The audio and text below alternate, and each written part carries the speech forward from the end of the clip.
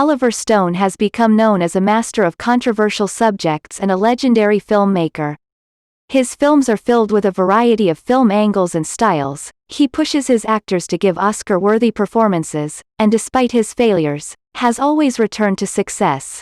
William Oliver Stone was born in New York City, to Jacqueline Goddett and Louis Stone, a stockbroker. His American father was from a Jewish family from Germany and Eastern Europe, and his mother, a war bride, was French and Catholic. After dropping out of Yale University, he became a soldier in the Vietnam War. Serving in 2 different regiments, including 1 RST Cavalry, he was introduced to the Doors, drugs, Jefferson Airplane, and other things that define the 60s. For his actions in the war, he was awarded a Bronze Star for gallantry and a Purple Heart. Returning from the war, Stone did not return to graduate from Yale. His first film was a student film entitled Last Year in Vietnam, 1971, followed by the gritty horror film Seizure, 1974, for which he also wrote the screenplay.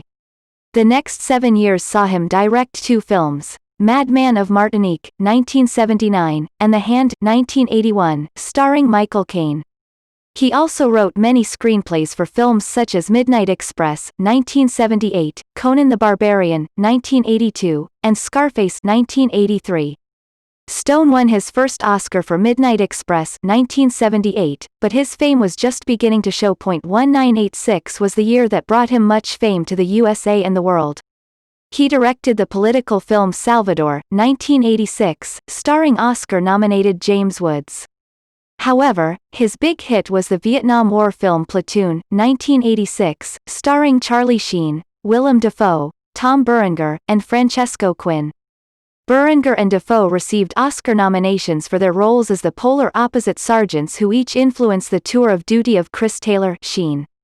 Stone won his first Oscar for directing this film, which won Best Picture and was a hit at the box office.